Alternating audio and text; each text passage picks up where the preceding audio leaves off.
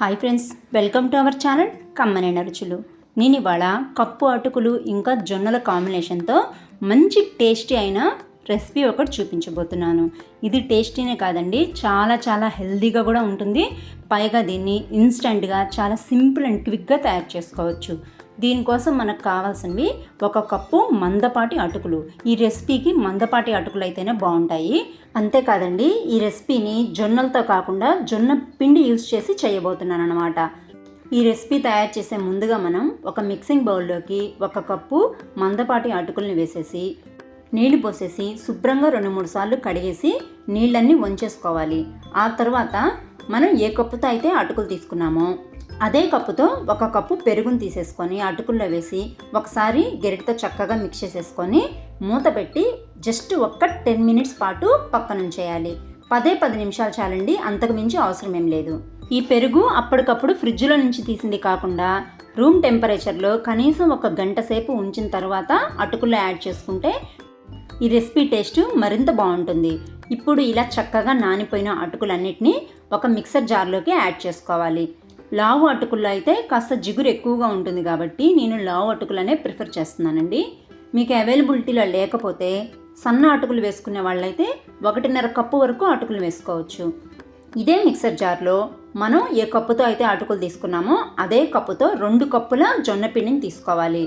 అలాగే 2 కప్పుల వాటర్ని కూడా పోసేసి ఒకసారి గరిటతో చక్కగా మిక్స్ చేసేసుకున్నాక అప్పుడు మిక్సీ పట్టుకోవాలి. నేను జొన్నలకి బదులుగా జొన్న పిండి యూస్ చేసి ఈ రెసిపీ చేస్తున్నాను కాబట్టి ఇన్స్టెంట్గా అయిపోతుందండి. అదే జొన్నల్ని యూస్ చేసి ఈ రెసిపీ తయారు చేయాలనుకుంటే కనుక జొన్నల్ని ఓవర్ నైట్ సోక్ చేసుకోవాలి. లేదా నైట్ డిన్నర్కి ఈ రెసిపీ ప్రిపేర్ చేసుకోవాలనుకుంటే మాత్రం ఎర్లీ మార్నింగ్ సోక్ చేసేసుకోవాలి. అప్పుడు వాటర్ని తీసేసేసి ఒకసారి ముందు కోర్స్గా గ్రైండ్ చేసుకున్నాక ఆ తరువాతే వాటర్ పోసుకొని వీలైనంత సాఫ్ట్గా గ్రైండ్ చేసుకున్నాక అప్పుడు అటుకుల్ని వేసి గ్రైండ్ చేసుకోవాలి. ఇప్పుడు చక్కటి పిండి బ్యాటర్ తయారైపోయింది. దీన్ని మనం ఒక మిక్సింగ్ బౌల్లోకి వేసేసుకొని ఈజీగా డైజెస్ట్ అవ్వడానికి కాస్త జీలకర్ర కానీ లేదా వాము కానీ యాడ్ చేసేసుకొని అలాగే రుచికి సరిపడా ఉప్పుతో పాటు చిటికెడంతా పసుపు కూడా వేసుకున్నాక 1/2 టేబుల్ స్పూన్ కూర కారాన్ని కానీ లేదా సాంబార్ కారాన్ని కానీ వేసేసుకున్నాక తురిమి పెట్టుకున్న క్యారెట్ తరుగు అట్లాగే సన్నగా కట్ చేసి పెట్టుకున్న ఉల్లి పచ్చిమిర్చి ముక్కల్ని కూడా వేసేసి మీ దగ్గర అవైలబిలిటీలో ఉండి మీకు నచ్చితే కనుక సన్నగా తరిగి పెట్టుకున్న కరివేపాకు కొత్తిమీర తరుగు కూడా వేసేసి పిండి బ్యాటర్ని చక్కగా మిక్స్ చేసేసుకోవాలి. రొటీన్గా తినే బ్రేక్ఫాస్ట్ డిన్నర్ రెసిపీస్ బోర్ పుట్టినప్పుడైనా మంచి హెల్తీగా ఇన్స్టెంట్గా అయిపోయే మిల్లెట్ రెసిపీస్ కావాలన్నా ఇది బెస్ట్ చాయిస్ అండి. జొన్నల్లో ఉండే హై ఫైబర్ వల్ల మీ డైజెషన్ కెపాసిటీ మెరుగవుతుంది. అలాగే వెయిట్ లాస్ అవ్వడానికి షుగర్ని కంట్రోల్లో ఉంచడానికి కూడా జొన్నలు బాగా యూజ్ అవుతాయి. ఇలా మిక్స్ చేసి పెట్టుకున్న పిండిలో 1 చిటికెడంతా వంట సోడా కూడా యాడ్ చేసామంటే పిండి మరింత చక్కగా ఫ్లఫీగా తయారవుతుంది. ఇలా తయారు చేసుకున్న పిండి బ్యాటర్ని బాగా కాలిన పెనం మీద మందంగా దోశల్లాగా స్ప్రెడ్ చేసేసుకొని మంటని మీడియం ఫ్లేమ్లోకి అడ్జస్ట్ చేసేసుకొని ఆయిల్ వేసి చక్కగా కాలనివ్వాలి.